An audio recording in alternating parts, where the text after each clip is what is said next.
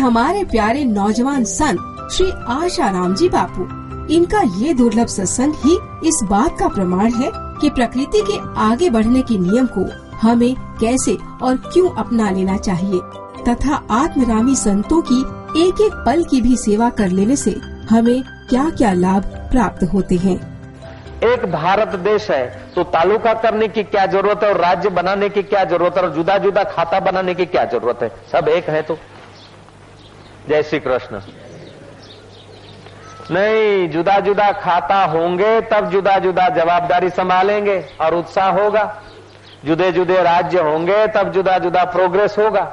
ऐसे ही शायद उस सृष्टि में मूल में तत्व में तो एक है, लेकिन फिर भी जीवन की यात्रा करने के लिए भिन्नता उस प्रकृति के नियमों के अनुसार नहीं आई होगी क्या, विकास क्रम के नियम के अनुसार। अब आश्रम में तो सब गुरु बंधु हैं, सब साधक हैं, एक हैं, फिर भी सबकी अपने अपने ढंग की सेवा है, अपने अपने ढंग का विचार है। तो ये सृष्टि क्रम है, इसमें खिन्न होने की जरूरत नहीं, घबरा जाने की जरूरत नहीं और अहंकार से भर जाने की जरूरत नहीं है। ये तो सृष्टि का क्रम है। उस सृष्टिकर्ता के क्रम को समझते हुए अगर सृष्टि की यात्रा करता है तो आदमी सृष्टिकर्ता के वास्तविक स्वरूप में विश्रांति पाता है। और अगर अपने अहम को पोषता है, स्वार्थ को पोषता है, तो फिर डंडे खाकर प्रकृति के उसको सीधी लाइन पर आना पड़ता है। प्रकृति का नियम है प्रोग्रेस प्रोग्रेस प्रोग्रेस। आगे बढ़ो बढ़ो बढ़ो बढ़ो, नहीं तो मरो, नहीं तो डंडे खाओ।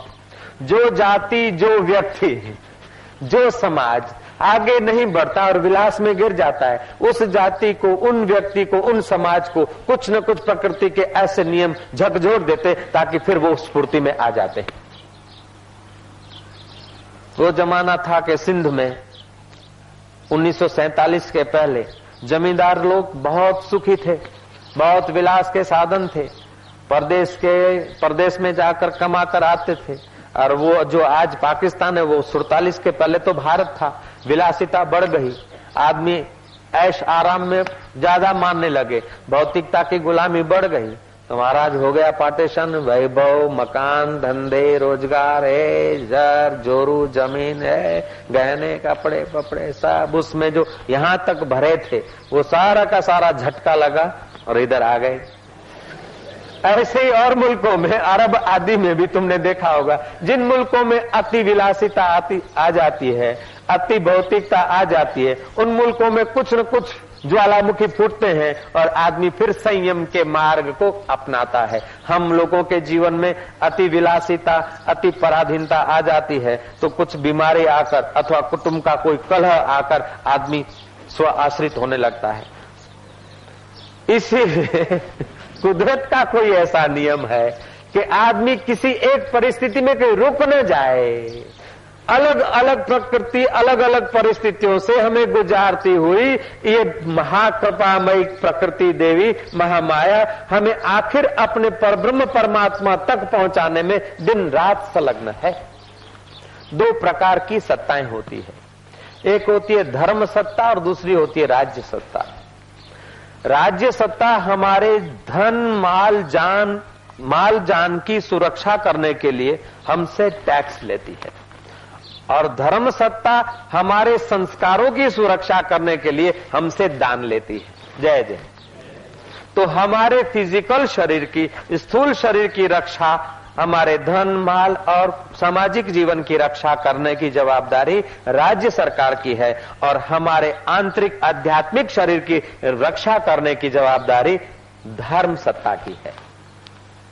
अभी राज्य सत्ता अपना कर्तव्य चुक जाए और धर्म सत्ता अपना कर्तव्य चुक जाए तो आदमी बाहर से और भीतर से खोखला होने लगता है। तो ये वाड़ कर दी गई ताकि जैसे होता है ना खेत में चिबड़े की रक्षा करने के लिए वाड़ करते हैं।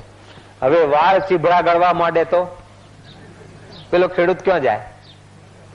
तो जो रक्षक हैं वे लोग अगर भक्षक होने लगे, ऐसे लोगों की जब बहुलता बढ़ जाती है तब वो अवतार आता है। जय राम जी की। अवतार कभी भी हो, लेकिन अवतार होने से साक्षात्कार नहीं होता, ये भी ध्यान रखना। जय राम जी की।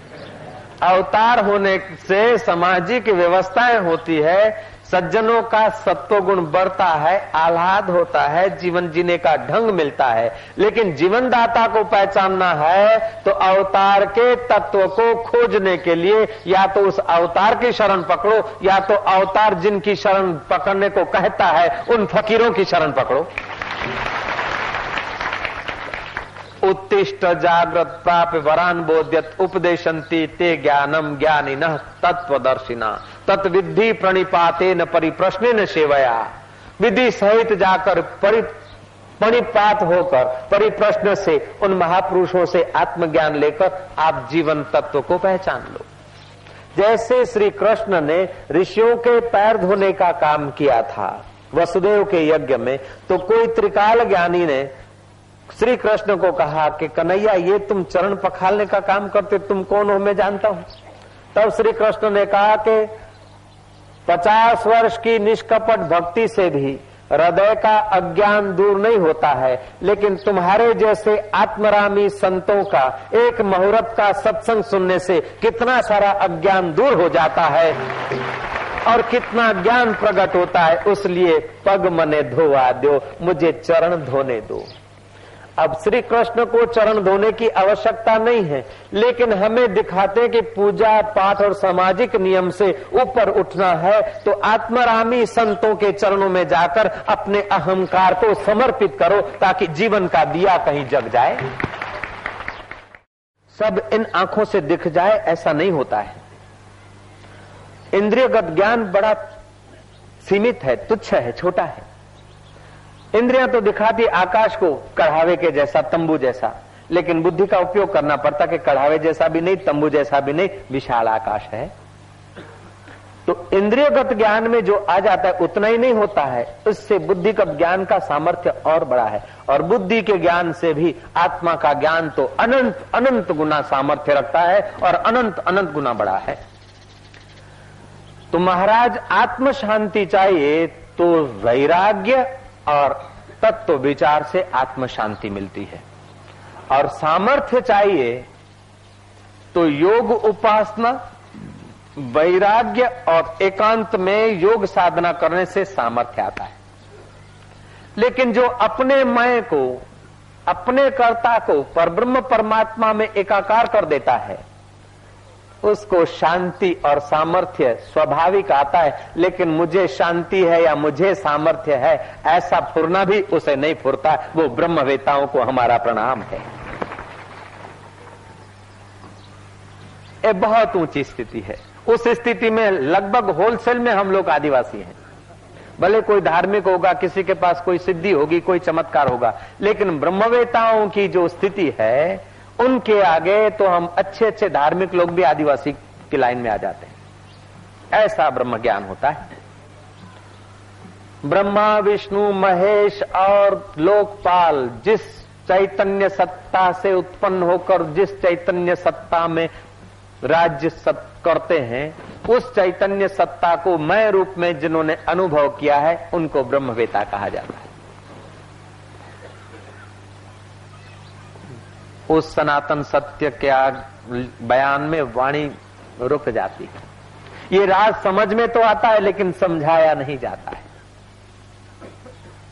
तैत्तरीय उपनिषद ने कहा, ये तो वाचो निवर्तन्ते अप्राप्यसा मनसा सह आनंदोति ब्राह्मण न विभेति कदाचन। दो पागल बैठे थे। एक पागल ने दूसरे को कहा, यारों मैं रोज सुबह देखता हूं कि लोग चारों तरफ से भाग दौड़ करते, चारों तरफ से लोग आते हैं और चारों दिशा भागते हैं। कितने पागल आदमी हैं। जाना हो तो एक रास्ते चल पड़े, सब लोग चारों रास्ते जाते हैं।